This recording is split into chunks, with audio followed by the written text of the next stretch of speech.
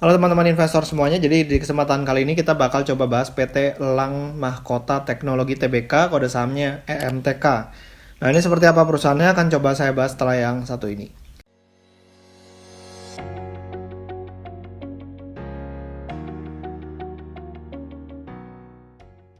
Nah ini jadi saya ambil dari materi public expose-nya ya di MTech di tahun 2020 Agustus tanggal 12. Jadi kira-kira kita bakal coba lihat perusahaan ini seperti apa secara sekilas ya.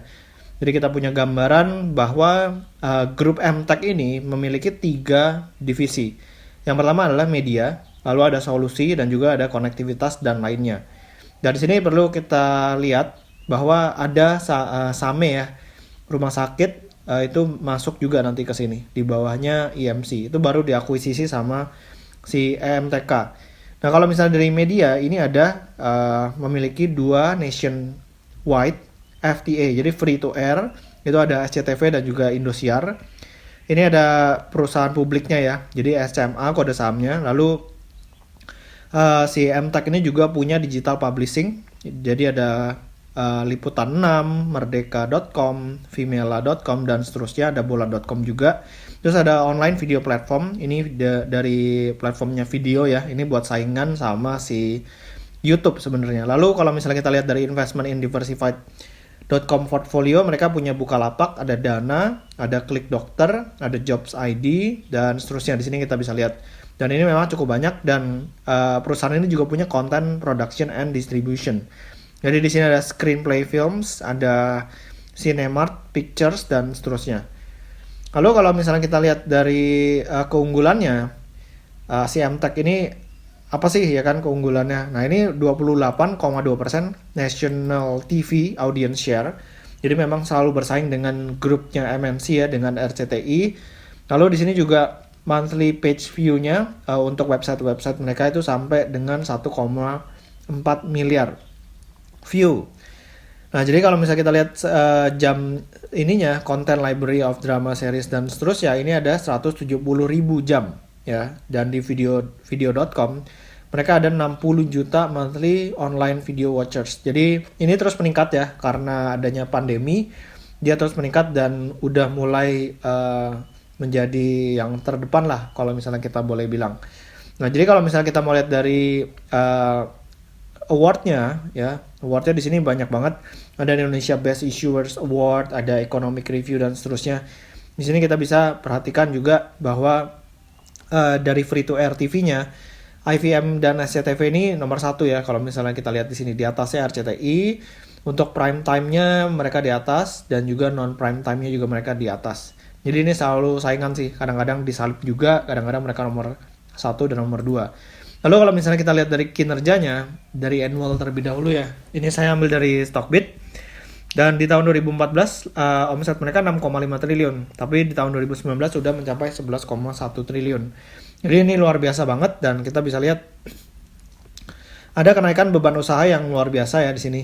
Makanya dia mengalami kerugian. Jadi beban penjualan, beban umum dan administrasi hingga tahun 2019 tuh naiknya sangat signifikan, yang tadinya di tahun 2014 tuh nggak ada. Jadi memang yang tadinya bisa profit 1,5 triliun itu sekarang mesti rugi ya, mesti rugi sekitar 2,3 triliun. Nah kalau misalnya kita lihat dari sisi cash flow statementnya, di sini kita bisa lihat arus kasnya sebenarnya cukup bagus dari tahun ke tahun, dari 2014 ke tahun 2018. Tapi karena mereka terus berekspansi masuk ke dunia digital, internet dan seterusnya, mereka akhirnya harus melakukan investasi yang sangat besar. Nah, investasi ini akhirnya membuat kegiatan operasional mereka mengalami negatif ya. Negatif di tahun 2019. Lalu kalau misalnya kita mau lihat dari tahun 2020, dari interim year to date-nya ya, di sini kita bakal coba lihat. Di sini mereka positif ya, 162 miliar. Dan juga di investasinya mereka positif. Jadi kalau misalnya kita breakdown, di sini mereka ada penerimaan dari penjualan ya. Penerimaan dari penjualan apa ini? Coba kita lihat. Oke, investasi pada perusahaan asosiasi. Mereka ada jual perusahaan investasi asosiasi, jadi ya mereka dapat cash dari investasinya. Nah, lalu kalau misalnya kita mau lihat dari income statement-nya di interim year to date, Nah, ini kita bakal coba lihat ya di 9 bulan tahun 2020, pendapatannya justru mengalami kenaikan 8,5 triliun, labanya juga 177 miliar. Jadi udah mulai membaik ya dibandingkan dengan tahun 2019, dan di tahun 2020 mereka melakukan akuisisi Same, ya itu rumah sakit ya, rumah sakit Omni, dan kita bakal coba lihat dari sisi key stats-nya seperti apa untuk EMTK.